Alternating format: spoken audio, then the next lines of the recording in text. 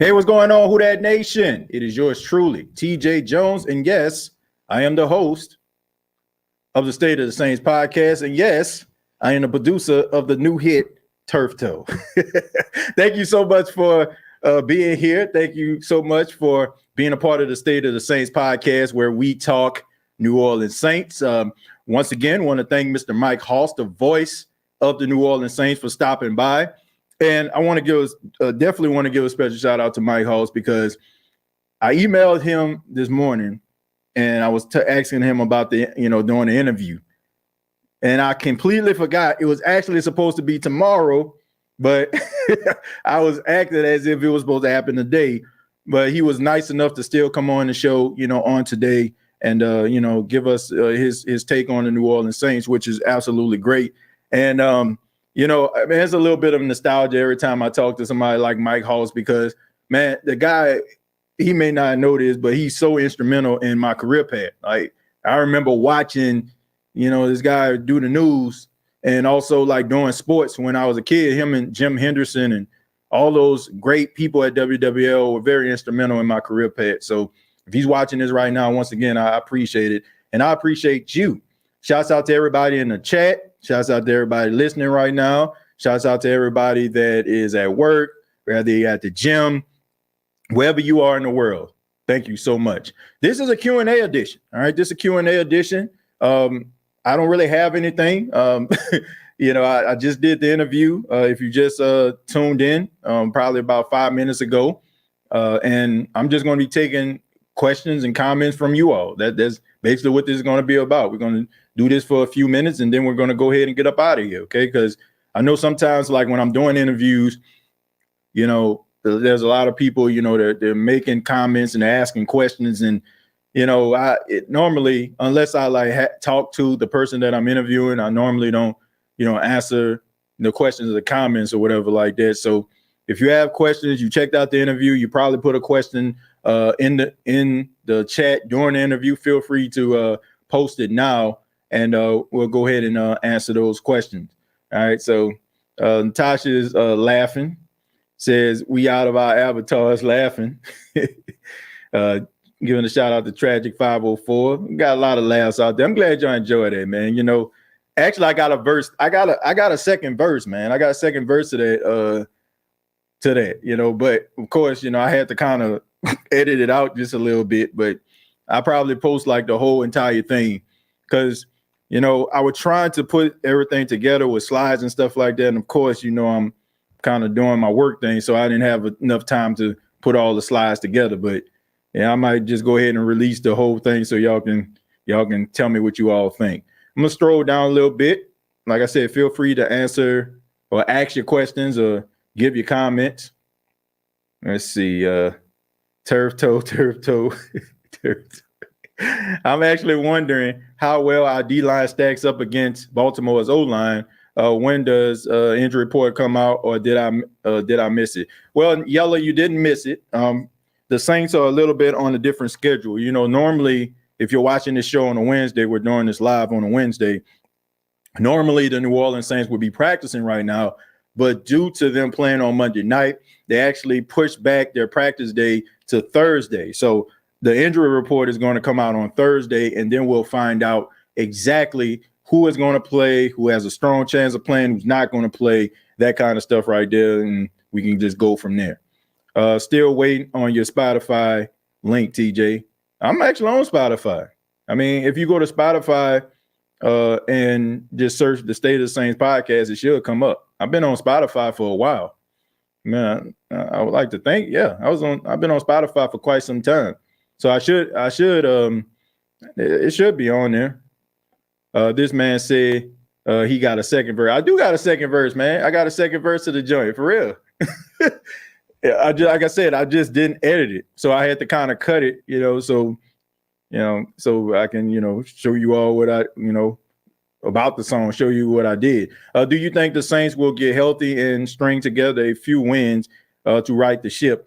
Well, that's what we all hoping. We're all hoping that the New Orleans Saints will be able to put together some of these victories. It's extremely important that they do. And, the fortunate thing about this is you're going to get some guys back that you're going to need towards the end of the season. He couldn't come at a better time because these guys are hurt, but yet you're still controlling your own destiny. So as they come back, they're going to be contributing to this possible run that you can go on. But it's important while these guys are getting healthy that the Saints don't lose sight of the goal, and they go out there and they battle and fight and scratch and claw their way out of this hole that they put themselves in. Do you think anyone is going to beat the Eagles this season? I got to look at the record. I'll go. Give me a second. Let me take a look at their I know their record. Take a look at their schedule, rather. Let's see. So they play on Thursday night against the Houston Texans, so that's pretty much a win. I mean, you look at the Houston Texans, they've been a little bit of a train wreck. Brandon Cooks wants out, and he's the best receiver on the team right now. I mean, Mechie, God bless that brother. He's dealing with leukemia, and trying to get himself back. But, Brandon Cooks is the receiver, the star receiver on that team, and he's not happy. Then you go up against the Indianapolis Colts. I don't know who their quarterback is, Sam Ehlinger. Then you have them going up against the Tennessee Titans. That can be an interesting game. The ability to run the football, or the Tennessee Titans, they can do that. That can be interesting. The Chicago Bears, that should be a win. Hey, this may sound crazy, and I may sound like a homer, but I wouldn't put it past the New Orleans Saints beating them.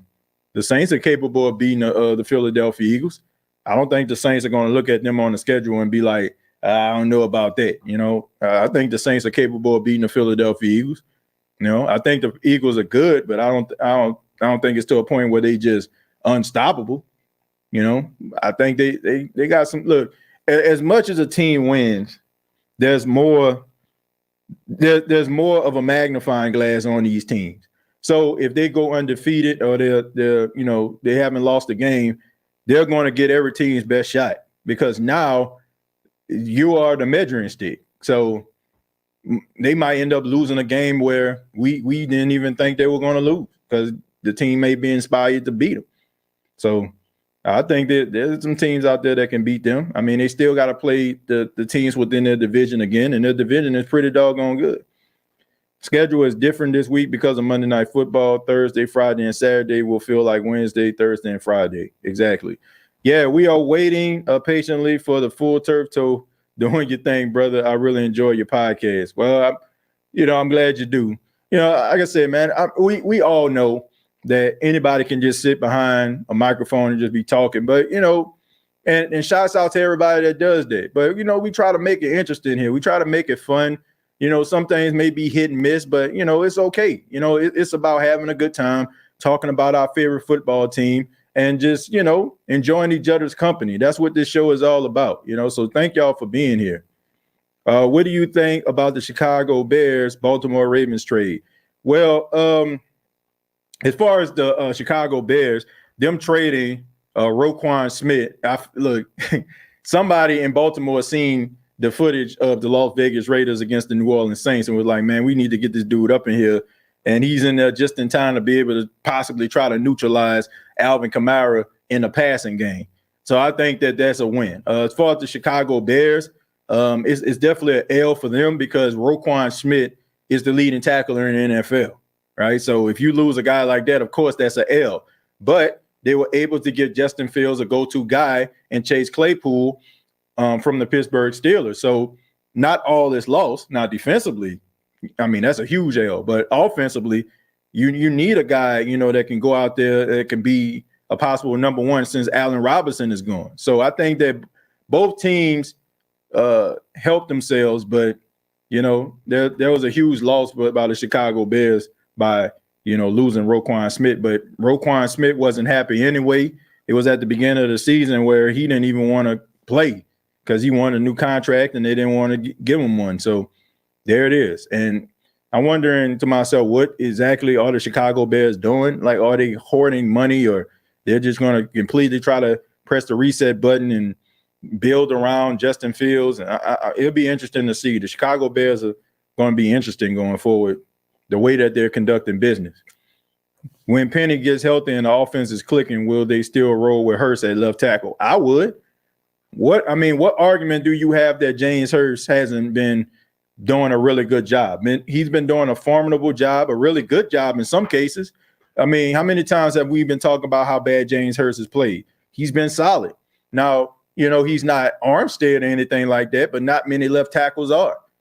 Trevor Penning being out and James Hurst playing well makes things much easier for Trevor Penning, because if James Hurst was stinking it up and he was just unplayable, then it would be really, really tough for Trevor Penning. At least now you can get the guy running on a treadmill, getting his cardio up, and he doesn't have to be so much in a rush to get back because you got James Hurst out there doing a really good job. At this particular point, if you're replacing James Hurst with Trevor Penning, if he comes back, it's just because of the placement of his draft. He's a first-round draft pick. That's the only reason why. This is a really good thing for the New Orleans Saints because you don't have to rush your future left tackle back. You can get them ready. You can get them, in good shape. And also you can work on his technique. All the while you have a guy that can be a placeholder until he decides to be and live up to that potential that he has. TJ said he's not finished with the edits. Yeah, I'm not done with the edits yet. Nah, I'm not done with it. Should the Saints draft a quarterback? Yeah. I think they should draft a quarterback. Look, you don't want to be one of those teams that just out here just always digging in the crates trying to find a quarterback that just have a little bit of talent left, a little bit of ability left. If you can get yourself a franchise quarterback, then go for it. Do your due diligence. It's not like the Saints are just a bunch of inept guys when it comes to the scouting department. These dudes do a really good job at getting the right guys. We seen them draft guys like in the 2017 draft. We seen them drafting guys, who pan out to be pretty doggone good. So like years past, do your due diligence and get yourself a quarterback. And, if you're not in love with a guy, don't draft him. It's just that simple. Don't just draft a guy because, oh, man, we need a quarterback. But if a guy is there, in the second round, or if you move some things around, can get back into the first round somehow, try to, get a guy that can be your future. If you don't see him, then don't draft him. Get somebody else and work from there. But yes, if it was me, I definitely would draft a quarterback, but you want to draft the right quarterback, not just draft a quarterback. Despite all about injuries, our offensive line has been healthy all year besides Penning, and they've stepped their game up big time. I think it has a lot to do with the fact that the Saints have transitioned more into a running team, and the offensive linemen, they love to run block. They love to run block better than pass protect, and also it kind of preserves them as well. When you're in pass, when you're in pass protection, things can happen. Guys can roll over your foot. Guys pushing you backwards. So there's a really strong chance that you could face injury. But the way that the Saints are playing right now, putting more emphasis on the run, and these guys are mauling these defensive players. Hopefully, they keep this same momentum so we can continue to have the success that they're trying to build on from that Raiders game. When will Trevor Penning return? I don't know, but I will say this, Jerry. If he doesn't return until late in the season, real late in the season, or if the Saints making a run and they just so happen to make it to the playoffs or something like that, and he plays, then I'm fine with that. Because once again, James Hurst has been holding down the fort, and it's a very good thing. Because even if this turns out to be a little bit of a red shirt year for Trevor Penning, imagine, okay, he had really good upside. And every single week where the Saints kind of thrust him into the rotation, you've seen improvements, right? So imagine what that would actually be with a full offseason, getting a chance to develop, getting into strength and conditioning, getting into the cardio thing. Imagine what type of player he would be. So even if he ends up, coming back, but only being in there sporadically, maybe the Saints will probably add him in like they would do, Will Clapp in a jumbo package or something. If it's more of a red shirt year, I'm okay with that because James Hurst been playing well. Do you think Taylor should start at cornerback number 2 over Debo? At this particular time, I would say no. But if he continues to play like that, I look at the Saints as looking at it as a competition. But I wouldn't say that right now. I'm just saying, if Paulson Adebo continues to have some struggles or continues to play like he has, even though I feel like a lot of the struggles that he had was because of the ankle injury that he sustained. I don't think people are putting too much, putting enough emphasis on that. If he continues to play bad, then I would say put him in there. But I would say not right now. That seems like there will be a competition probably sometime next year. But it's good to know if something was to happen to Paulson Adebo and Marshawn Lattimore was to come back, you got a guy that's out there that's not afraid of the moment. How does everyone feel about Taylor so far? QB2 controversy. I like what I see from him. I don't think it's a cornerback controversy at all. I think that if people talking about thrusting him into that soon, it could be a little bit of prisoner of the moment. My stance was on Twitter. I said if Adebo continues, to play like that, he's gonna end up losing his job. But I don't think it's a controversy right now. I think it's Adebo's job to lose. But if you've seen what Adebo did in the second half, I mean, he started living up to his potential. I think a lot of the frustration and a lot of what you have seen is because Paulson Adebo was injured. And if you got a high ankle sprain and you out there playing cornerback, that's pretty tough. Where are my cornerbacks at? How many people that had a high ankle sprain? You tell me that you can be the same player. I don't care if you're playing basketball, baseball, or whatever. It's hard to be able to move around when you have a high ankle sprain. And I get it, right? The guy's out there, so he should be well enough to play. But sometimes those guys are just out there for the team. And they had no business being out there. Let's see, Eagles going to be one of those teams that get into the playoffs and get beat by a team they fans will feel that didn't deserve to be in the playoffs. Yeah, I mean, we see that every year, but they look like they pretty legit, man. I ain't gonna hate on them like that, but they look pretty legit. We would bump it though, but we need to find another source to put the song on for our friend. Let's see. It's amazing how things change. Just last year, Philly was talking about getting rid of their coach and quarterback. Yeah, man. I mean, but that's Philly though. I mean, they're a very impatient fan base, very rowdy bunch. They know what they want, even though sometimes they don't know what they want. But that's just kind of what Philly is. You got to kind of stay true to yourself if you're going to be a owner of a Philadelphia team, a GM of a Philadelphia team, a coach, a player. Got to stay within yourself and know who you are, because they'll turn on you pretty quick. But they'll love you forever though if you show love to them. I got that turf toe. Did his Allen rub? He said you're out for the season, even though you're playing for no reason, because we 3-5. Got your own little verse right there.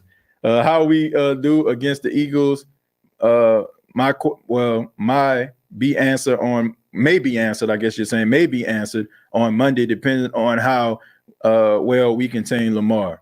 Yeah, and the thing about it is, and I was thinking about this when I was talking with Mike Hoss.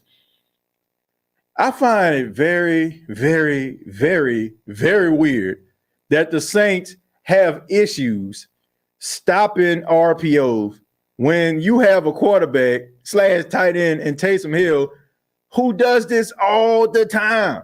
Like, you would think that the Saints would be prepared.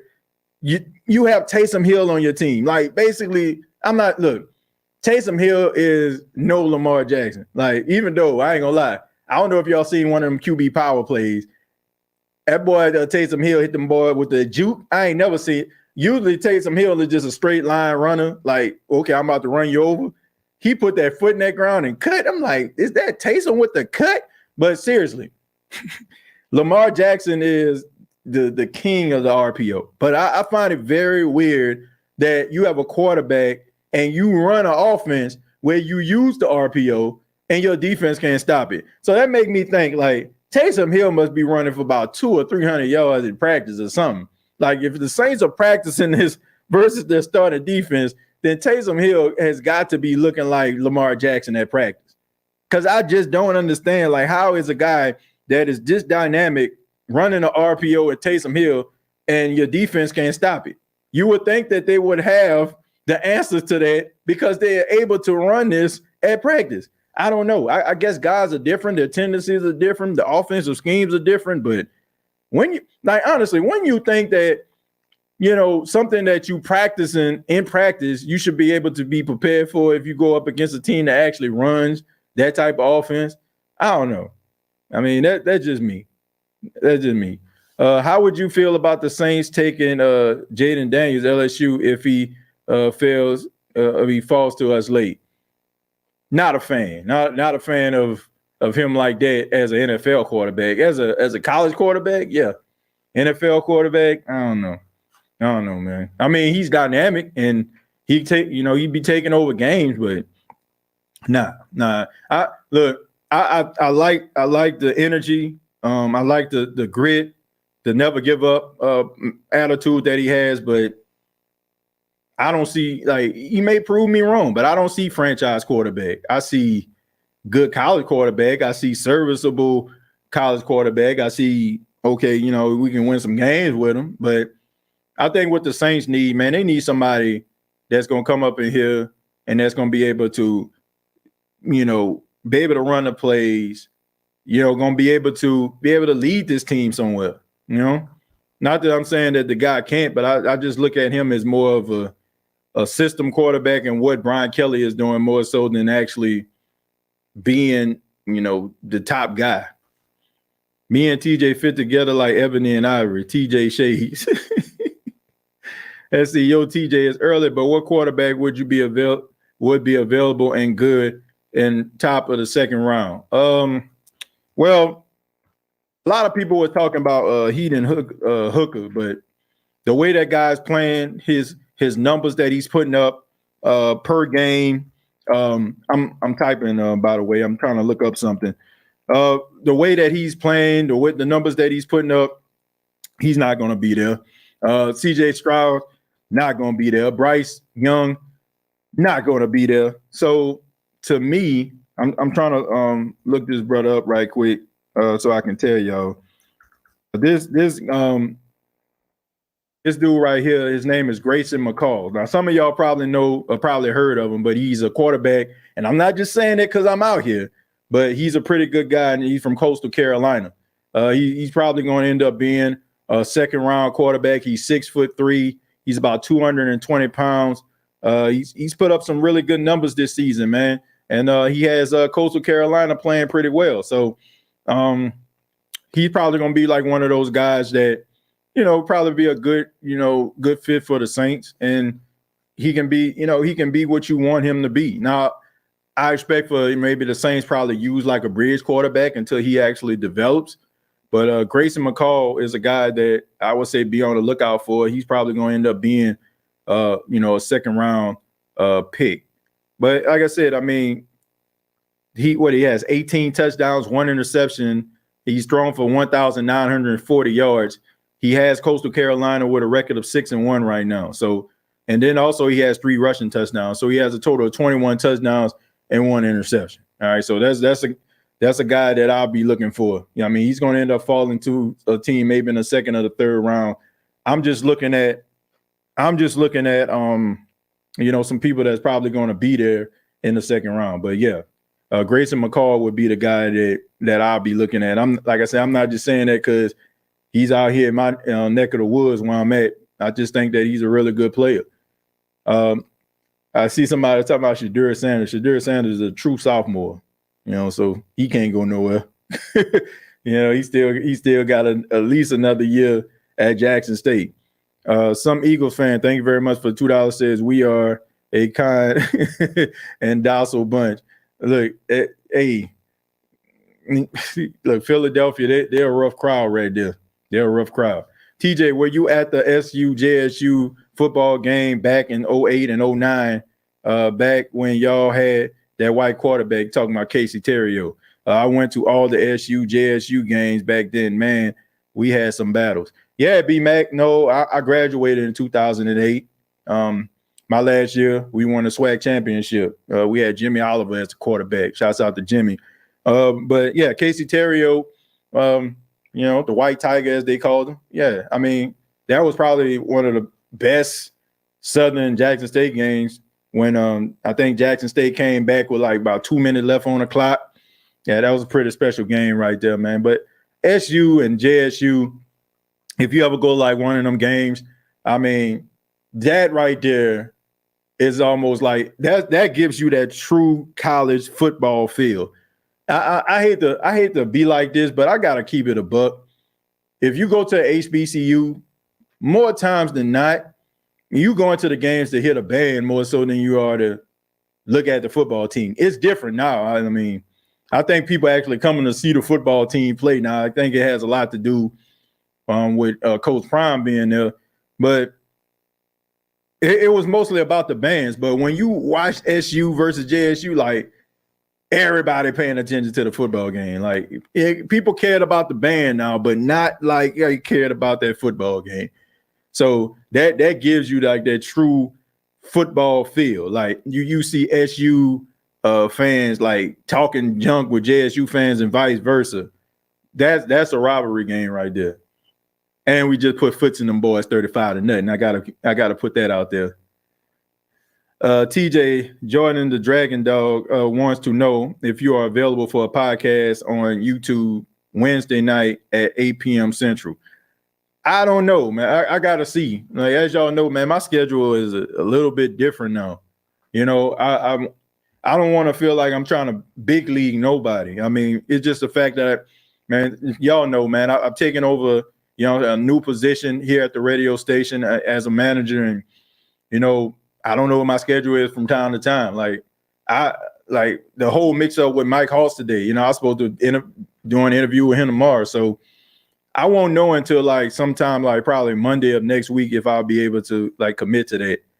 And but I'll see, man. If he emails me stateofthesaints@gmail.com, I'll try to see if I can work something out. But my schedule right now is a little bit crazy. I mean, this is actually my first week in my new position. So I'm still kind of learning the ropes here.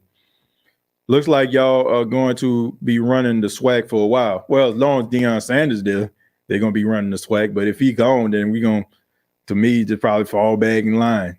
I mean, he's such an important figure to what Jackson State has built, but I mean, he's going to be hard to replace. So you're going to have to, I mean, he's going somewhere else. Like, I don't know why anybody at Jackson State would just even think that he would stay there 5-6 years. Okay. And plus, honestly, I kind of already know, about that whole particular thing. Like, just like, I have friends that are, boosters and stuff like that, and they know about these things. So he's not going to stay there. At best, you probably get him for like one more year. He's going to be there probably at least until Shedeur retires. He graduates.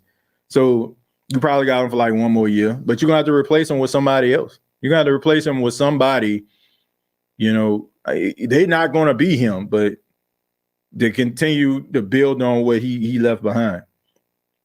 Debo ain't playing like he was last year. Taylor needs to play. Taylor needs to play for that energy we've been missing. Yeah, look, I think it has a lot to do, Brian, with the injury. It has a lot to do with that injury to me. A high ankle sprain and you playing cornerback, that is tough, man. That is tough. And I think a lot of the issues that we have with Debo and we wondering what's going on with him is because of that high ankle sprain. If they beat Georgia this weekend, Hooker is winning the Heisman Trophy. Well, I think he winning the Heisman Trophy if they beat Georgia or not. When TJ basically dismissed a God-fearing Jameis, but at the same time want to shed tears for a rapper that spreads a demonic message, let me know this fan base doesn't deserve Jameis. Man, what in the world is you talking about, man? What is you talking about? I dismissed the God-fearing Jameis? How do I dismiss a God-fearing Jameis? What am I supposed to do? Am I supposed to stand out there by the Saints facility? Let Jameis play. Let Jameis play. Let Jameis play. Let Jameis play. That's what you want me to do? That what you want me to do? Or I have absolutely nothing to do with that, right? It's not like I can call Dennis out. Hey, Dennis, man. Hey, what's up, man? What's going on? Let me call him up. Hey, man. Hey, let Jameis play, right? That's what you want me to do? That's what you want me to do? So Jameis isn't playing. Live with it, Jerry. He's not playing. You can scratch, you can cry, you can boo-hoo all you want to. The dude isn't playing. The Saints have elected Andy Dalton as their starting quarterback. And unless Andy Dalton falls off, you're not going to see Jameis Winston. So I'm not going to sit up here show after show after show talking about how the Saints need Jameis Winston. And I'm definitely not going to ruin my watching experience by watching every little mistake Andy Dalton does to justify Jameis Winston playing. So I'm sorry that I'm not on the same path as you on this Jameis Winston needs to start crusade. Doesn't mean I don't like Jameis. I have a lot of respect for Jameis. Hell, I have conversations with Jameis Winston's dad. So don't tell me that I don't care about Jameis Winston. You can miss me with that, man. And definitely don't sit up here and just try to criticize something I do. Yes, I like hip-hop music. Yes, I like hip-hop music. I definitely like hip-hop music, just like a lot of other people like hip-hop music on here. And guess what? I did listen to the Migos, and I like their music. Sue me. Like, man, miss me with that kind of stuff there, man. I'm here to talk to people, but I'm not here to appease everybody. Everything that I say is not going to make you happy. And if that's a deal breaker to you, then it is what it is. But I ain't about to sit up here and be crying about a quarterback that I have absolutely no control over. If I was the coach of the team, then we can have an argument about this. But I'm here on a podcast talking about the New Orleans Saints. Dennis Allen is not going to listen to me. P. Carmichael is not going to listen to me, and he's not going to listen to you. So it is what it is. Stop crying. Stop crying. Like, that's what you're doing right now, Jerry. For real. I love you, bro, but you're crying. There's nothing you can do. You know what I'm saying? It's like the girl that left you. She ain't coming back, bro. Like, what can you do? She might come back, but right now it's looking bleak. Andy Dalton is the starting quarterback. What can we do? Are we supposed to like sit up here and talk about game plans, bro? And talk about, man, well, let's put together a game plan for Andy and let's put over here for a game plan for Jameis. Jameis Winston is the backup quarterback of the Saints as of right now. Period. I mean, sorry. There's nothing I can do about that. But I'm definitely about to sit up here and be crying in the corner about this. Man, we got a show to do. And like I said, man, I got a hell of a lot of respect. Man, shouts out to, man, Just Wins. You know what I'm saying? Just Wins Management. Man, shouts out to James. Like, bruh, man, knock it off. Bruh, TJ, do you think we will see Michael Thomas or Jarvis Landry on the field for the Saints again this season? Yeah, I think you'll see him. TJ, you acting like the Buck fan now that JSU have Coach Prime. We didn't even know Jackson State had a football team before he got there. Boy,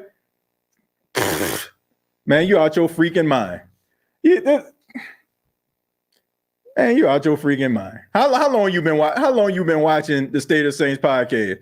We rep Jackson State hard. Like we rep. Look, this, you want to talk about me? How do you think? Like honestly, go back and look at the archives. This Jackson State University had a coach by the name of Harold Jackson. Go back and look at why and how he got fired. You want to know why Harold Jackson got fired? Because I started a petition about his coaching ability, right? And we wanted a better coach. Who you think started that? So don't miss me with that. We bleed blue and white over here. Win, lose, or draw. I was at homecoming. When I was staying in Mississippi, I was going to the games, even though I knew they was about to take that L. So, and as far as Jackson State, like anybody will tell you, win, lose, or draw, Jackson State University, the school, the students, they travel.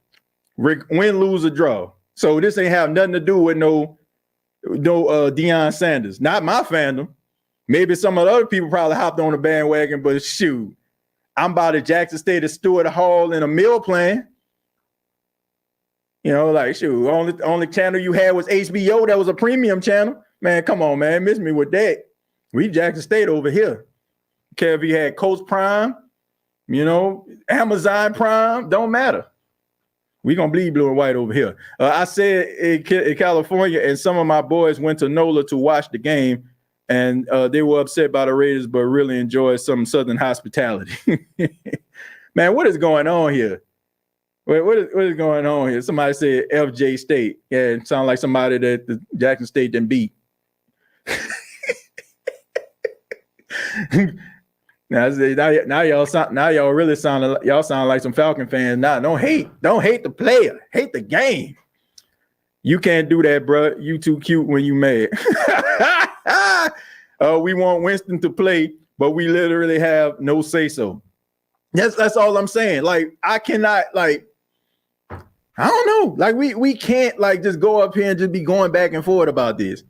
But that's just the way it goes, man. Look, we have reached a level here on the State of the Saints podcast where if you say something or I say something that somebody doesn't particularly like, they're going to cry and they're going to boo-hoo and they're going to whine about it and talk about, oh, TJ said this. Or they probably going to end up making some other channel about how much what I said or, you know what I'm saying, trying to criticize me.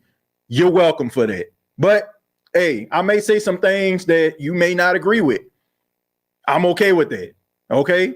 But at the same time, who cares? You know, like, I mean, it's not going to stop my opinion. It's not going to stop anybody else's opinion. And we all love Jameis Winston. Well, some of us may not, but I love Jameis Winston. I got a lot of respect for Jameis Winston. But what can you do if a guy isn't playing? What can you do? I can't make him play. I can't be like this. Jameis the starter now, you know, or hit him with the I Dream of Genie or something. You know, like what can I do? I can't make it happen. Just messing with you, TJ. You repping. I'm glad for the whole swag. Look, man, I rep Jackson State. Look, when Jackson State wasn't winning nothing, I'm serious, man. My sophomore year, at Jackson State University, nobody came to the game. This was on a time when Coach Bell was there. Nobody was at the game, all right? Nobody was there. I'm talking about nobody was there, but we still was out there repping hard. You know what I'm saying? Nobody was wasting their time going to the game. But then, you know what I'm saying, when Rick Comedy came and we started going to the SWAC championship, you know, and winning games and stuff like that. But people still had a loyalty for this team, always. And I was one of those people. Still is. TJ, the people begging for Taylor to get the nod at cornerback number 2 are the same ones that be willing to be calling for his head when he shows he's human and has an off day. Absolutely. And that's what I said on the last show, Tay. I said right now he is the toast of the town. Everybody loves him. Everybody cheering for him. Oh my God. Alontae Taylor, oh my God, he Revis 2.0. But then if the dude has a bad game, man, I don't know. Sliding into my inbox, TJ, what you think about your boy, man? I thought he was something, but he ain't, bro. I don't know, man. You looking like a bust to me. Like, come on, man. Rookies are going to have growing pains. They're going to have issues, but it's not a deal breaker. And I'm pretty sure that just like Marshawn, as locked down as he is, he has some off games too. You know, this kid will as well. So I'm not giving up on him. I think he has a lot of good qualities. And I don't even think he actually scratched the surface of what he's capable of being. Let's see. I wish we would have signed Andy Dalton last year when our defense was lights out. Yeah, Randy, but the issue is with that, you know, you still had some mediocre receivers out there. You know, I think that even though the receivers that they have are pretty average, you have a guy that's not average in Chris Olave. So that's a huge help. But I do agree. I think that he would have been able to kind of right the ship, you know, as long as the Saints played, you know, some decent defense. But, yeah, I agree with that. Who is swag? I can tell you right now, TJ Jones is swag. Thank you very much, Jason. I'm definitely swag. I'm definitely ain't no half stepping around here. We swag up in here. It would be even scarier if we as fans could control who starts and who doesn't. Man, look, I love all y'all, but some of y'all takes, I want absolutely nothing of. Absolutely nothing. Like, y'all couldn't be my GM. You couldn't be my coach. Couldn't be my quarterback. And I'm pretty sure on some occasions, y'all probably think the same way about me. I want no parts of that, right? Now, at all. Because at the end of the day, we only see what this team produces on Sunday. We don't know what's going on behind the scenes. And we never will, unless you, like, you know, real close to the team. We don't know what will be going on. We don't know the real reason why this dude is getting a start over this other guy. We don't know. So the Saints have moved on from Jameis. Who is swag if TJ? That's what I'm saying. Who is swag if TJ ain't swag? You know, but TJ, did they try to trade PJ Williams this week or was he on IR? He's on IR, but he should be practicing. He's going to try to practice tomorrow. I do know that. Let's see. How about some wins? I don't care who the quarterback is, and I love Jameis, but I love wins more. That's all I'm saying. That's all I'm saying, man. Like, I don't understand this whole, like, getting mad. You know what I'm saying? Getting mad at me or whatever like that. Like, what am I supposed to do? Like, I don't know. I don't know. I don't get it. And what does God-fearing have to do with anything? You know what I'm saying? Like, I'm God-fearing. Like, I fear God. You know what I'm saying? Just like everybody else. I don't understand what they have to do with anything. Like, oh, man, like, there's nothing you can do about this situation at all. And I'm not going to be coming on here every episode talking about how the Saints need to start Jameis over Andy. And I'm definitely not going to be looking at every single game. I keep telling y'all, you are robbing yourself out of a fan experience by nitpicking every particular thing that a person does just to justify your claim. Like, you robbing yourself out of that. Like, just watch the game. If he stinks it up, then we can have a conversation. But if a guy wide open, he miss him and it goes over his head, man, Jameis would have made that. Man, bring Jameis in. Bring him in. Or when Jameis, you know what I'm saying, underthrows somebody. Man, bring on Andy. Bring him in. You seen that? He complete passes, about 5 passes in a row. Complete, incomplete. Man, go ahead, man. Get him out of here. Like, what are we doing, man? Look, I want to watch football. I enjoy the process. I enjoy the games. All right? That's what I'm here for. Like, if you want me to sit up here and be nitpicking, like, I ain't doing that, man. You know, look, if they stinking it up, I'm going to keep it 100. But I'm not looking to sit up here and just defecate on every particular player. And I'm definitely not going to just sit up here and just, man, down Andy Dalton. I want Andy Dalton to succeed. He's starting for your favorite team. I'm glad we as fans don't pick who plays. We as fans change our minds with the win. TJ LSU upset over Bama this weekend. Maybe. Let's bring Rex Ryan back and Roman Harper. Hell no. To the no. Hell to the no. I think you meant Rob Ryan. But yeah, it's still hell to the no for that. Let's see. I think there's an argument to be made that the Saints have one of the best situations in the NFL at backup quarterback if Dalton does go down. I'm comfortable with Jameis coming in. Yeah. Will be good to get PJ back this week and Jarvis and Mike as well and Penning. Hopefully, we can get them all back or two at the most. Let's see, but it was okay for everyone to nitpick Jameis for 3 weeks. Man, what? I don't know, man. I don't know. I don't know where I was at. Man, look, I know I do this show every week. I think everybody knows where I stand when it comes to Jameis Winston. Like, but I ain't caping for nobody like that. Like, seriously, I have my stance, but I'm not about to sit up here and be like banging on the door of an empty house. Ain't nobody answering. It's just what it is. Unless, like, Jared, I love you, man, for real. I don't want you to think I'm coming at you. I love you, man. I appreciate everything that you're doing. I respect your opinion. But all I'm saying is look at it like this, brother. He is not, unless Andy Dalton stinks it up, he is not playing. Getting yourself worked up and upset about it, and I get it, man. That's your guy. You want to see him do well. I want to see him do well.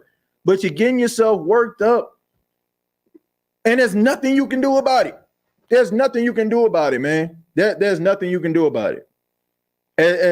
As it may seem unfair to you, but there is nothing that you can do about it, my brother. And like I said, man, love to you, man. You've been rolling with your boy for a hot minute, for a long time.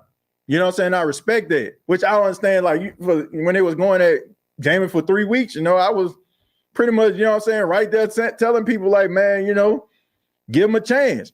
But at this particular time, the Saints have given Andy Dalton a chance, and we just got to roll with him.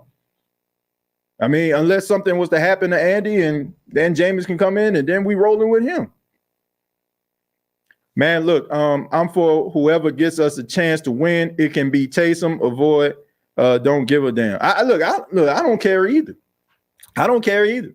You know, I just whoever they decide to go with, I'm gonna support them because I mean, you want to see the Saints win. I want to see the Saints win. So that's just what we need to bring back Brandon Coleman back to the receiver. I can't even give a hell to the nod of that because Brandon Coleman was pretty doggone good in the red zone there, Josh. I know that probably was a joke, but he was pretty good in the red zone. You know, I wouldn't mind having Brandon Coleman in the red zone, you know, red zone situation. Even though, you know, Juwan Johnson is kind of like, you know, Juwan Johnson is kind of similar to him, even though I feel like Juwan Johnson probably, you know, does more, but they kind of the same thing, especially in like those red zone situations. Let's see. I guess Dalton ice is colder. I don't even think it's that. I just think that he's the guy. And, you know, being upset about it just ruined the experience, Jared. Like, just if you don't hear nothing that I'm saying, bro, like just don't ruin the experience for yourself being upset about some of these decisions because, you know, like, man, you can miss some great plays and some great things that's going on. Like I don't want you to be, you know, wrapped up in this so much to a point where it makes being a fan hard. Like, is that, you know, like, or complicated or frustrating, you know, like team already not what we want them to be. Adding on to that just makes it even worse. You know, like enjoy the process. Enjoy, you know, like, okay, it didn't work out. Man, there's a lot of things. Like, for example, I'm still mad that the Saints got rid of Marcus Williams. I like Marcus Williams a lot. I'm like, man, this is a huge mistake letting this dude go. You know, I wasn't happy about that. You know, they went signed Marcus May. I'm like, Marcus May is not Marcus Williams. I mean, he pretty good, but he not Marcus Williams. You know, but I didn't and I mean, I was real mad about that. I was frustrated, you know, but I'm not going to allow that to ruin the experience for me. That's all I'm saying, man. Like, don't do that to yourself. Don't be so overcome with anger that you just you know, don't appreciate what, you know, your team and appreciate, you know, the game that you watch. TJ, you have an open invitation to join us whenever you like. Okay, you know, I'll make sure. Like I said, man, it's nothing personal, you know, like at all. I don't want anybody to feel that way. You know, and I feel bad. Like my wife will tell you, you know, she'll tell you, like, you know, like, babe, you can't do everything, you know, like, because when somebody, like, because I can remember, you know, starting out this podcast and nobody want to hear what I had to say. You know, like, it was like maybe like 4 people up in this thing. That's why I always tell you, like, 4 subscribers. It was Jerry, my mama, my brother, and I want to say it probably was Chosen. No. Yeah, it was Chosen. You know what I'm saying? And Josh probably, you know what I'm saying, came along, you know what I'm saying, a few months later. But now it's like, you know, I'm blessed, you know, and I want to be able to, like, do things and going on podcasts and stuff like that. So it does, like, bother me when I can't. So I don't want anybody to feel like if they ask me and, you know, I can't do it at the time, like, I'm just trying to, like, who he think he is. I don't think I'm anybody, you know. Well, I think I'm somebody, but I don't think I'm anybody to a point where, you know, I'm trying to big league anybody. So charge it to my head, not my heart, and the things that I have going on. But I promise you, you know, I mean, I'll pop up on your show. I mean, I'll listen, you know, even if I don't show up, I listen. You know, a lot of shows that, you know, you all have, you know, I watch, you know, I check out. Like, I was on my way home, I was checking out my guy Jeff Nowak and Steve Geller. You know, shouts out to Jeff.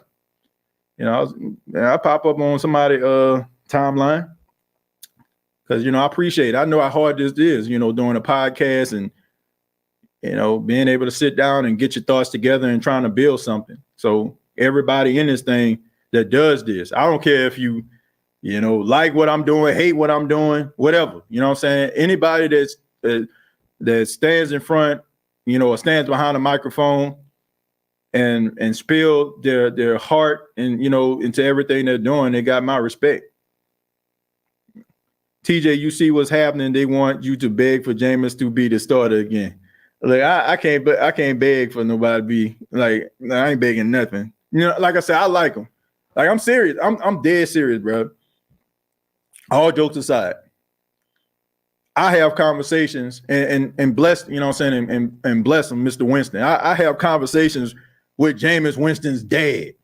Like, I ain't trying to, like, act like I'm big time or nothing, but I'm telling you, like, I got respect. Like, shouts out to, like I said, his Joseph Hernandez. You know what I'm saying? Like, shouts out to, like, his management team.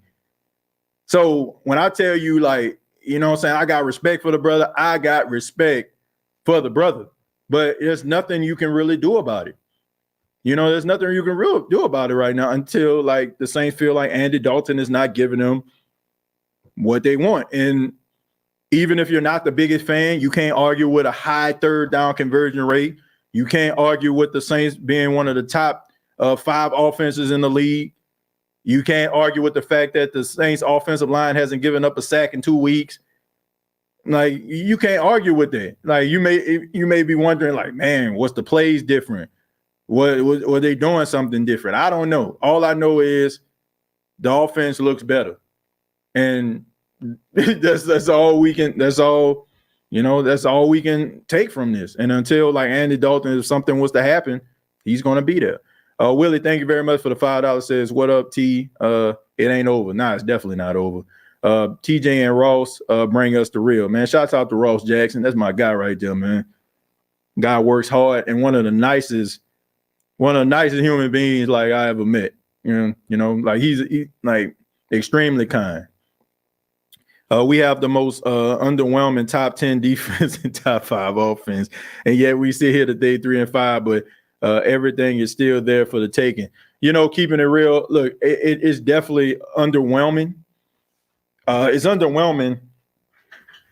It's underwhelming because what this team is capable of by what they did against the Raiders last week and what this offense seems like they're coming of age. So if the offense continues to percolate the way that it has and the defense maybe, finds itself, then the Saints can make a run, because I don't think the argument is about the talent that this team has. It's about executing and getting out there and being in their own way has been the issue this entire season. I know it may be a bit early, TJ, but what's the SOTS key to victory for Monday night? You know what, Tay? I have not taken a look at that, and I'm going to tell you why. Okay? Because the Saints got an injury report. Baltimore has an injury report, right? And I can't really put a keys to victory together until I know for a fact who's going to be there, who's going to play. Because let's just say, for example, I start talking about, well, if Lamar Jackson, he can get the ball to Mark Andrews. Well, Mark Andrews may not even play. I think he's injured. There's a chance that he may not play. So I want to make sure that the ducks are in a row before I actually make that prediction. All right. So that's the reason why I haven't said that much about it, because I got to see the injury reports, and I kind of do my predictions based on who's available. So that's the reason why I can't tell you today. TJ, who that? I just want wins. Don't care who the quarterback is. Yeah, I agree. I think a lot of people are on board with this. It's just, I don't know. I think that's like people. Sometimes you just want something. Linda, thank you. I think sometimes you just want something so bad, and I get it, man. Look, there's always something like, you ever like wanted something like extremely bad and it doesn't pan out and you're just upset because you're like, man, I know for a fact if they do this, it's going to work. I know it. Like, and it might, something else might, replace it, but you're still like, it's still your heel. It's still your heel to die on, but like I said, man, you got to kind of remove yourself from that, because, man, you can become so emotional that you just lose sight of something beautiful or something that you should be cheering or being excited about. Says everyone can see the difference in play calling, but whatever. I don't know. I gotta there is a difference, because you have to take into account. You got to take into account both guys' skill sets. So, of course, if the Saints are any type of coaching staff, they have any type of coaching staff, of course, like, you're going to go to a quarterback and ask him what he does best and what he likes to do and what makes him comfortable. And, of course, they're going to incorporate that into, like, the offense. But I do feel like, Jerry, I will say this, and I've said this on several occasions. I think the Saints, the hole that they're actually in, is about kind of going back to the basics, kind of going back to the thing, the devil that they know, so to speak, right? And Andy Dalton gives you the better chance of doing that, in their opinion. So I think that has something to do with it. And not to mention, getting Alvin Kamara the ball. I think that has something to do with it too. But I don't think I just think that they just wanted to go back to the offense that they originally ran, and they feel like Andy gives them the best chance to do it. Not the fact that Jameis can't do it, but they just feel like Andy probably give them the best chance. Jerry, not much change, to be honest. I mean, you have like a few plays. Like I said, you got to incorporate the things that a quarterback does best, right? You got to put them in there because you got to make them comfortable. But, I see some plays out there that they tried to run, but I mean, you got to take into account. I mean, you look, Jameis Winston's arm talent, you got to take that into consideration when you call him plays. I agree, play calling has been much better with Dalton in, and I think the O-line has played better for Dalton as well. Jameis would thrive under the same O-line play. Yeah, I mean, possibly could. I mean, it seemed like the offensive line is playing really well. Ross the Truth. We have used Taysom and Kamara more with Dalton than we did with Winston is true. Now, that is true. This is totally unfair, but I think the combination of the offense not finding itself, Jameis Winston dealing with injuries, and the offensive line trying to find ways to work as a cohesive unit all played a role in how we think about Jameis Winston as a quarterback. Like, I just feel like if you go back and you look at the beginning of the season, everybody was playing like trash. Like everybody, like teams were playing like straight hot garbage. The topic of conversation was how important is preseason and guys actually playing in preseason, right? So I think that there is some validity to that, but this team is desperate. Like they're desperate. They need to win. They got to do everything that they can to win. And look, in order for you to get where you need to be, you got to, I guess they feel like we got to go back to what worked.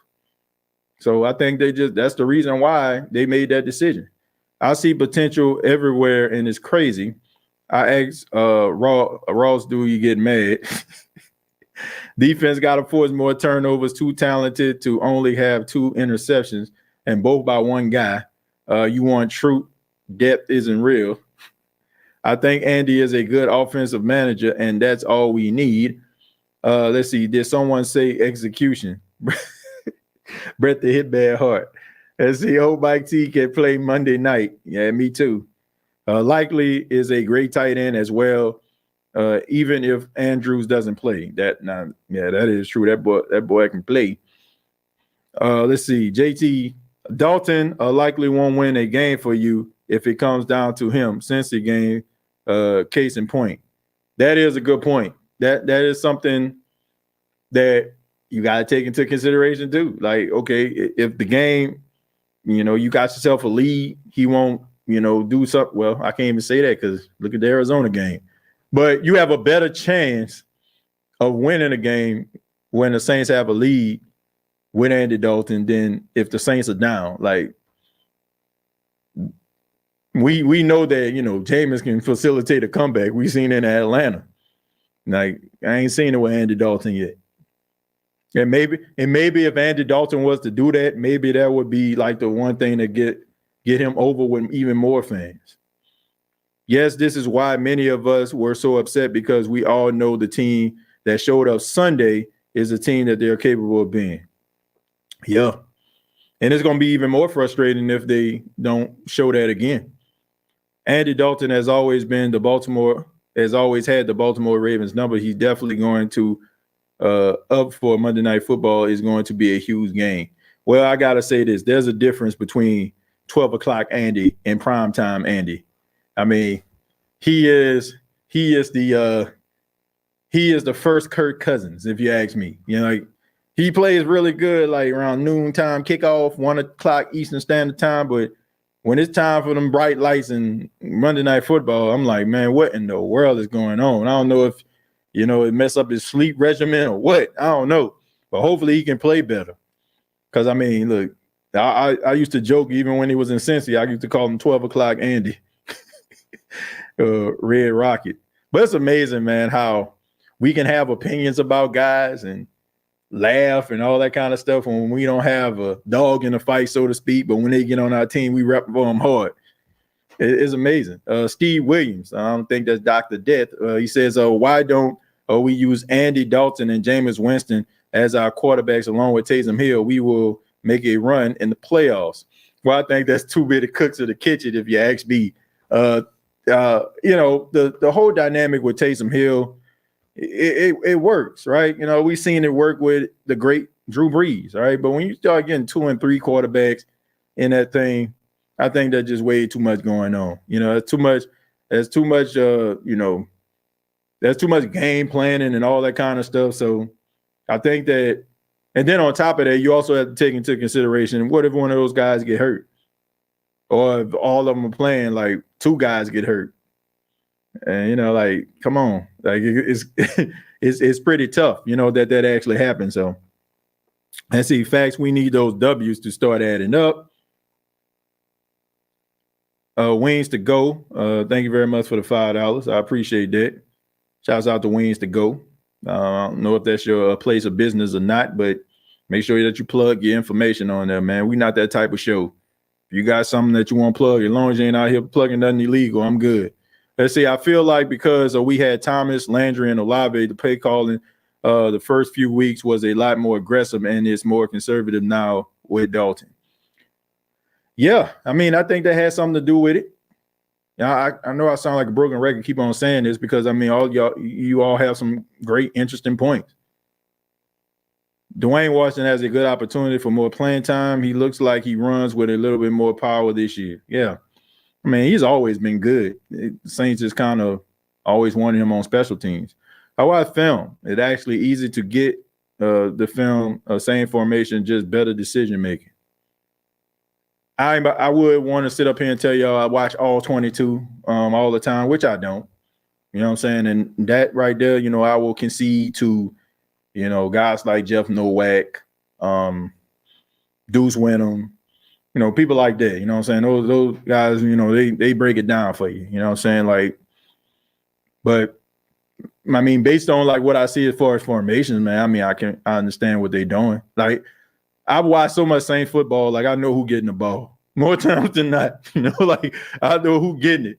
Like there was one play I seen Taysom Hill and Kevin White. I was like, Taysom Hill about to go deep, and that's when he threw that pass deep into the end zone to Kevin White. It was incomplete, of course, because for some apparent reason, Kevin White and the end zone, they have a really bad relationship and have had one since for 8 years. But you know, but I kind of see it happening, you know.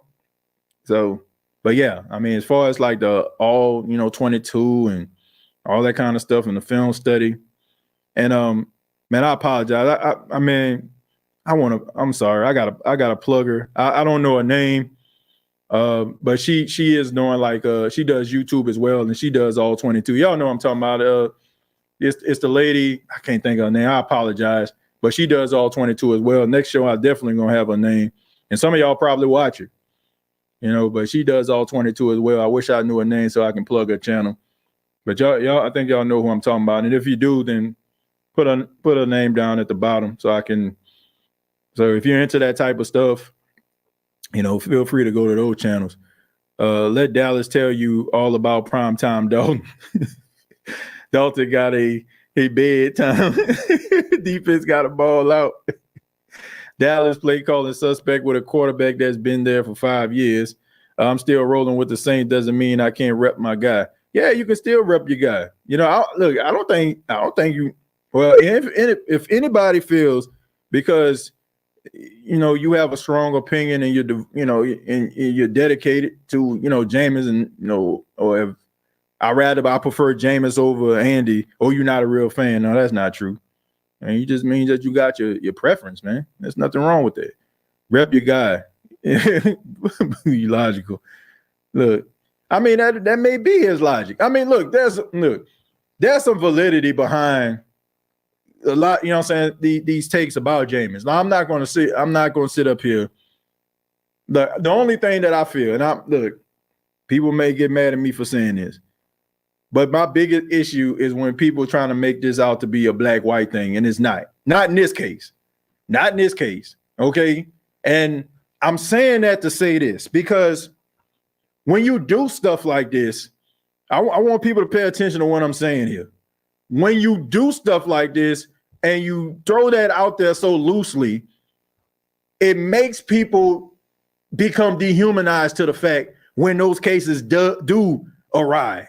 All right. When a case does awry and you say, well, and there's a level of prejudice about, y'all always saying this. Y'all always that's the reason why I am trying to be clear about this, because there's going to be a time when that actually is the case and people are going to just tune out because it always happened.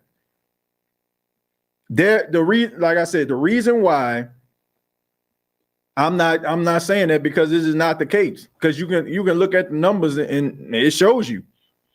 I look, there's a lot of things that I can support, but that ain't one of them.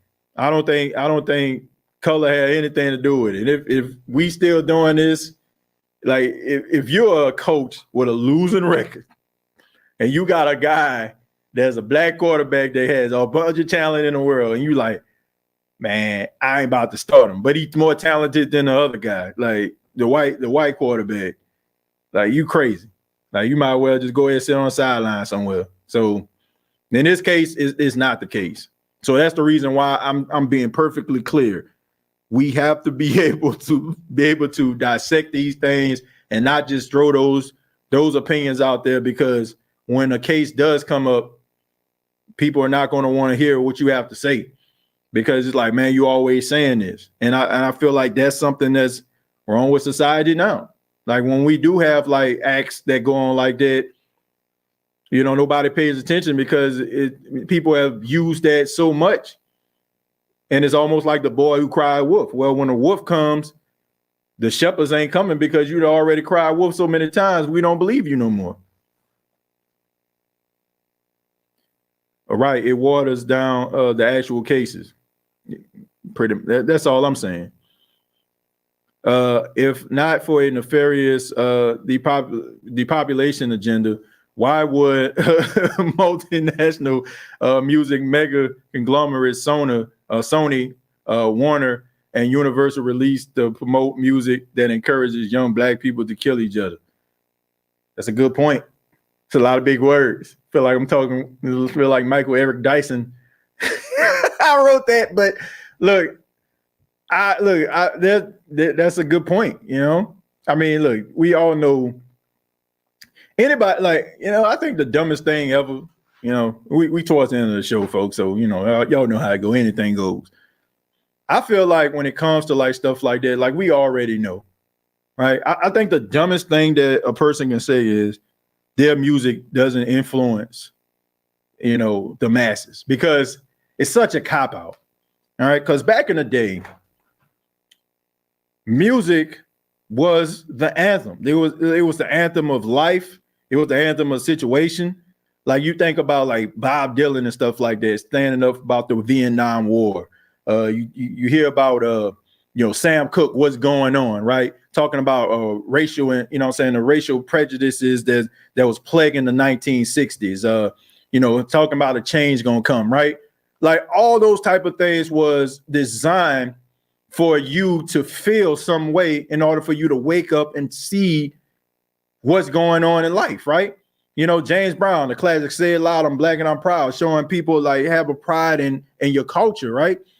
All these different things that were going on, it was an influence. Now you're telling me some 50 years later, if a rapper is telling somebody, man, go grab a gat or something like that, you don't think them kids listening or they're influenced by it? How many times, like when I was in college, crunk music was hot, right? You get on there, you know, Lil Scrappy, never, ever, ever, ever get on my level. Everybody in the club bumping into each other, they pushing and want to fight. You know what I'm saying? Like, I've been in clubs where I'm friends with the DJ. It was like, man, what time it is? About 1:30. He's like, man, let me clear it out. He'll play some crunk music or something like that, and then people will just start going crazy. Here come a fight. Here come the police to clear out the club. Music is influential, whether you want to agree with it or not, right? You know what I'm saying? Now, you need parents, you need people to kind of counteract like some of these feelings and thoughts and views some of these young kids have by listening to what they're doing, but don't pretend like music is not a key influence to like, well, a lot of kids' decisions, the styles that you have, the jargon that you use, the vernacular, all that kind of stuff. It plays a role. So I know that was a long statement, but that's a good point. You know, music influences us. It has always influenced us, and it will continue to influence us. So, but back to the game. See, definitely not a black-white thing with Jameis versus Andy. I think DA trying to play it safe. If anything, it may be just about job security. Yeah, Derek, you hit the nail on the head with that one. You basically said what I was trying to say. Yeah, it's desperation time, baby. Desperation time. Hey, TJ, Tulane has a chance to win out and make a big New Year's bowl. Yeah, I'm happy for Tulane. Tulane always has a special place in my heart because, like I said, I remember that magical undefeated season. I went to all their home games, so definitely happy for Tulane. The lack of support for Winston has more than you think to do with the color of his skin among some Saints fans. This is still Louisiana. Barbara, look,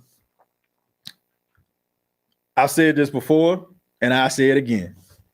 And somebody completely screwed up my words and just kind of made it seem like I was just on some Louis Farrakhan type stuff. But what I said was, you have people out here that are not going to like Jameis Winston due to the color of their skin. I ain't saying it's everybody, right? But there are certain people that have this mind frame, and I feel like I got to clear this up. There's this mind frame that, like a black quarterback is a thinking position, right? A quarterback is a thinking position, and an African American is incapable of doing that. You still got people that think like that. I'm not saying everybody. If I'm talking about you, it is what it is, but I'm not talking about you. So yes, that is a deal breaker. But I'm saying in this particular case, what came down to the decision to go with Andy over Jameis was not color related. But yes, I do agree with you, Barbara. The lack of support by some people towards him when he was the quarterback at the time. Yeah, some people probably didn't like him because of what he looked like. I listen to a lot of rap music. Don't make me want to go spin the block on the ops, though. Yeah. But it influenced you to make that statement, though, Tino. Right? Spin the block. Ain't nobody was like saying these things. Like rappers make these type of words in the vernacular that we use. It encourages us. Now, look, it can influence you in certain ways, like in the way that you talk. It can influence you by the way that you dress. Or in some extreme cases, it can influence you by the decisions you make, like go and shoot up somebody or go and hurt somebody, right? But it affects us in different ways. Like just because like you don't jump to the extreme doesn't mean like it don't affect you in some way. Like if you look at, I want somebody to take a moment right now. Just look at what you got on, right? Think about, you probably like, man, I look good. It's cool, man. But a lot of the things that we put on, the designers, the name brands that we have are influenced by what we hear and what we see. Subconsciously. Like it goes into our subconscious. We may not even realize that. How many times have you passed a place and then all of a sudden, like you go home later on and you see it on Facebook or you see it on Twitter? Like, man, I just passed that restaurant. Man, I just was looking at that shirt on Amazon. You know what I'm saying? Like, and it goes into your subconscious. You see it again, you might end up buying it. That's just kind of how it works. It influences us whether you like it or not. And it's not just about hip hop. It's about any type of music. Because I don't want to just some people on here may not listen to hip hop. You might listen to country music, you might listen to gospel music. But if you're listening to gospel music, praise and worship, right? Praise is what I do. You know what I'm saying? You magnify, you putting your hands up in the air, right? You feeling that, you know what I'm saying? You feeling the presence of God. It influences you, right? If you're frustrated, it gives you this level of calmness, right? If you listen to country music or something like that, right? Rolling on a river at Cletus, getting kisses from Peg. You know what I'm saying? You getting all excited, right? You know what I'm saying? Like it's influence. Music influence you regardless, you probably be in the back of the pickup truck. I want to roll with my big old pickup truck. You know what I'm saying? You riding, you might roll the windows down because you feel in the moment, right? You listen to the blues, I went home, baby, to be with my side piece. I hope ain't nobody with their side piece, but you get the point, right? Music influences us. Oh, man. But anyway, let's see. Jackson State, just like Tampa, they wasn't winning a jack before Deion got there, LOL. Southern beat y'all like 8 times. But all things must come to an end, all right? All things must come to an end. And who cares? Who cares at the end of the day, right? Y'all had them 8 wins, but guess what? Jackson State on a 2-game winning streak. That's all I know. They on a 2-game winning streak right now, and they beat Southern 35 to goose. I don't care. Y'all can spin it any way you want to. Hate it or love it, the underdog's on top. And we gonna shine until our heart stops. Go ahead, envy me. We swag MVP, and we ain't going nowhere. So get to know me. You know what it is, man. We in this thing. We don't care. You can talk about, man, we won 6 games, 7 games, 8 games, 25 games. Guess what? We undefeated. We 8-0 in the swag. How y'all won 8? Y'all won 8 in a row? We won 8 in a row. How you like that? How you like it now?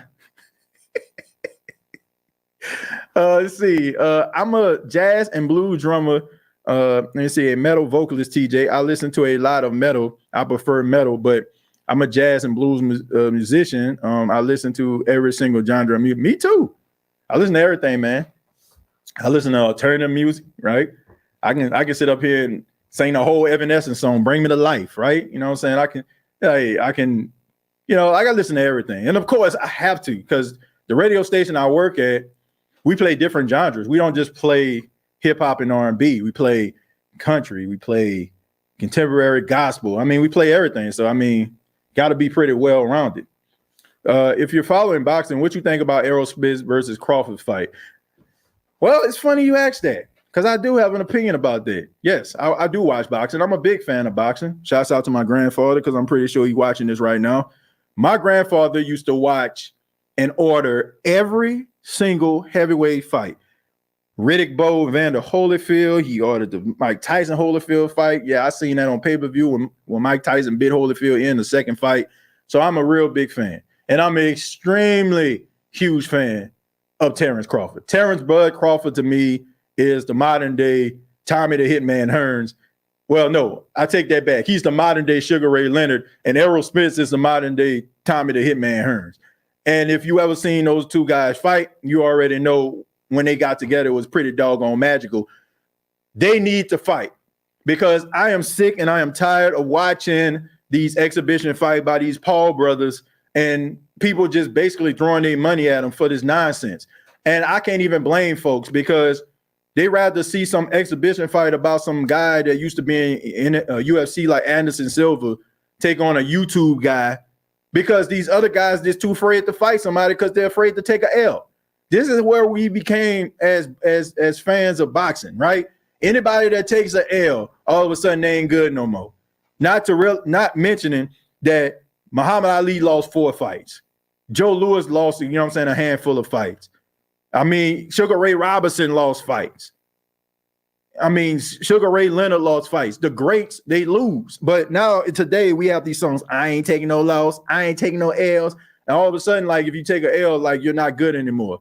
And that's what's going on in these guys' minds now. So that's the reason why we can't get those mega fights. Look how long it took us to get Floyd Mayweather versus Manny Pacquiao. It was about time for them to pack it up. Manny Pacquiao didn't have the punching power we had anymore. And Floyd Mayweather, you know what I'm saying? Like, he realized that.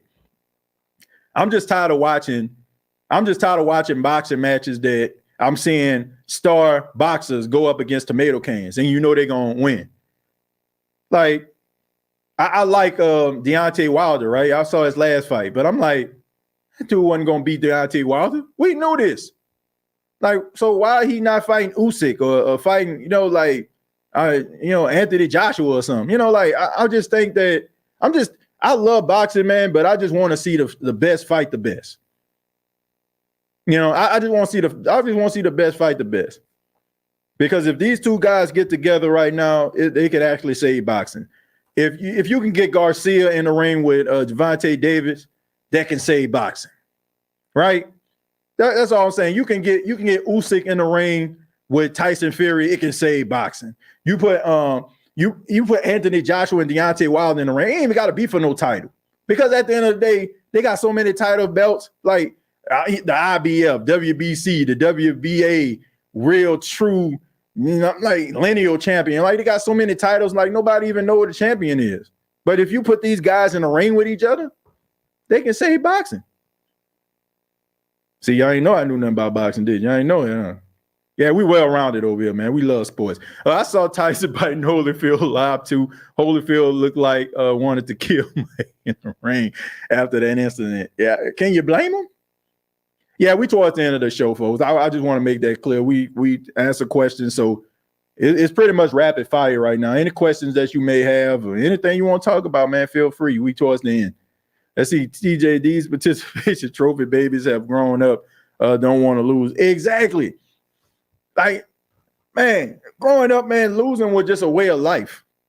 But you learn lessons in the process.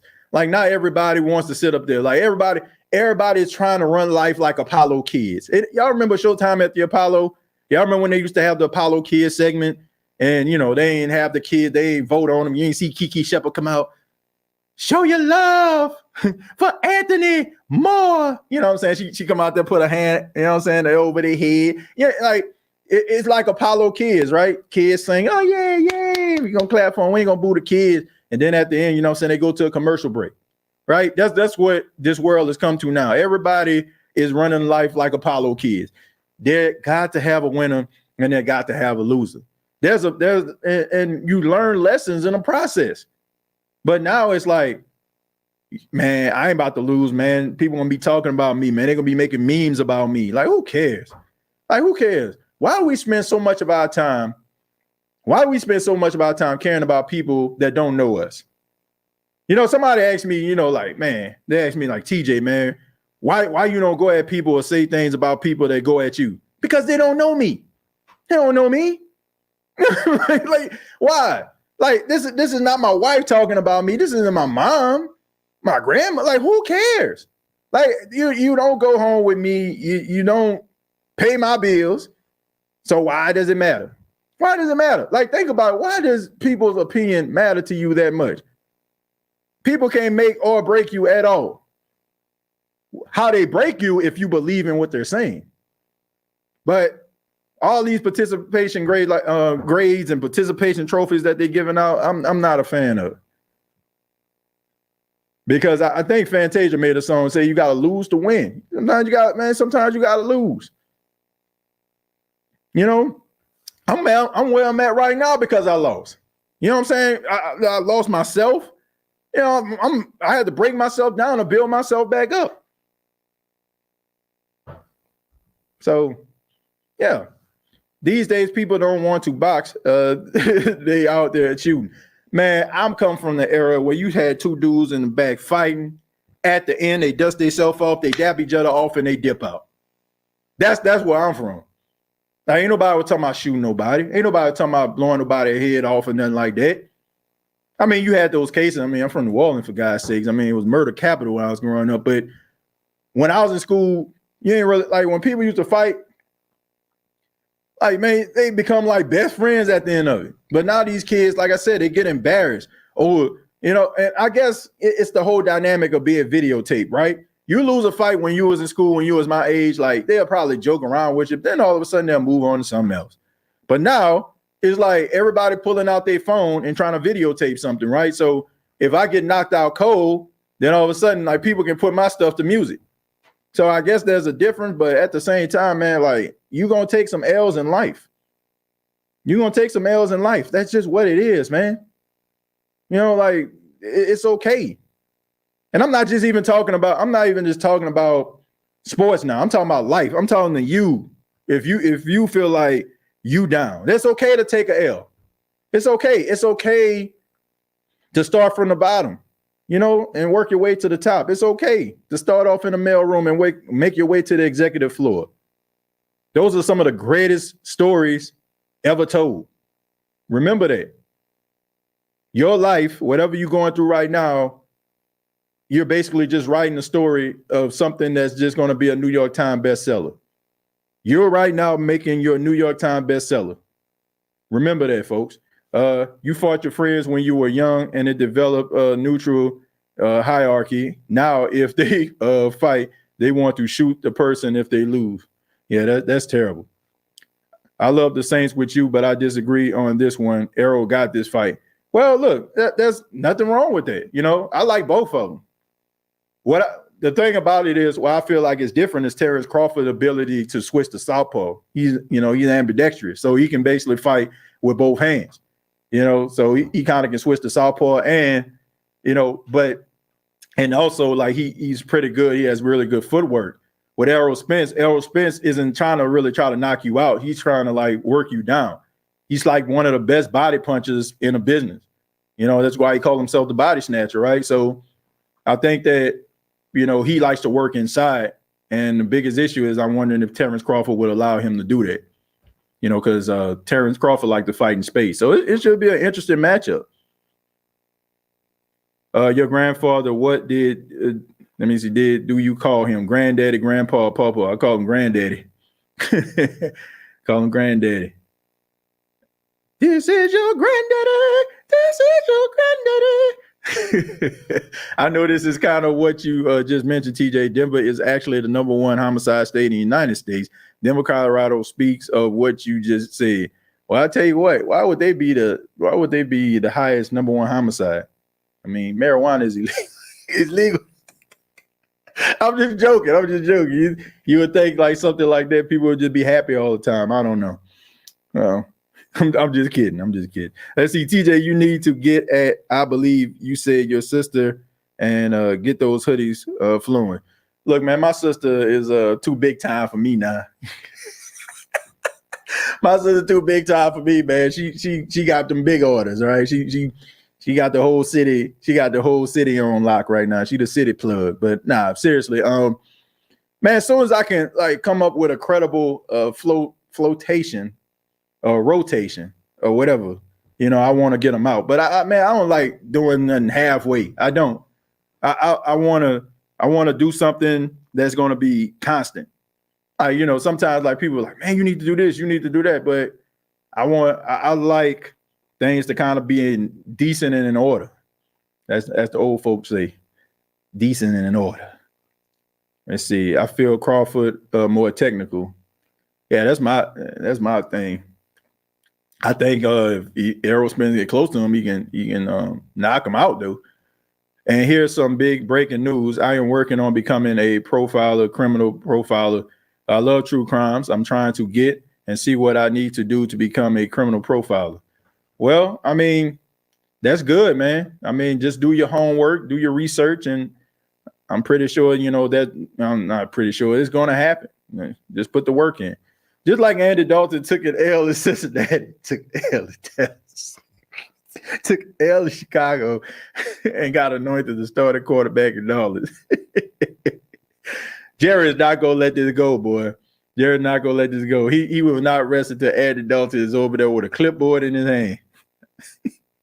Hey, when I say keep that same energy, Jerry keeps that same energy. That's what I call my grandfather, but I call him granddad. My older brother called him iPaw?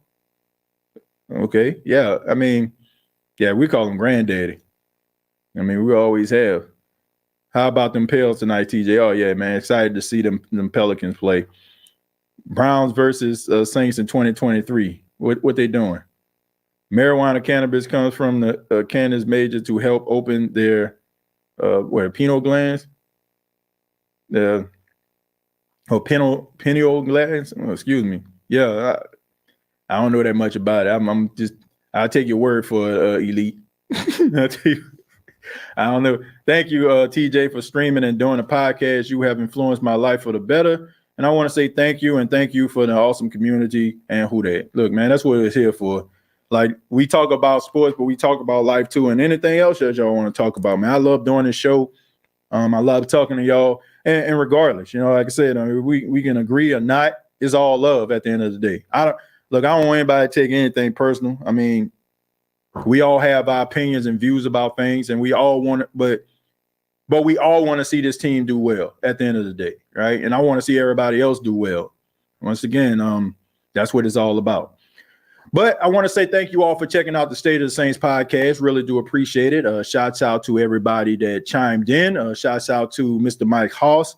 If you didn't check out the interview that I conducted with Mr. Mike Hoss earlier, you can feel free to look at it on YouTube. He talked a little bit about the New Orleans Saints and getting us prepared for the Week 9 matchup versus the Baltimore Ravens on Monday Night Football. Comment down below, like and share this video. This has been the State of the Saints podcast. Previous episodes available on Apple Podcasts, Spotify, iHeartRadio, Anchor FM. And you can also check me out on Twitter at TJAY Jones 8. Till next time, all I got to say is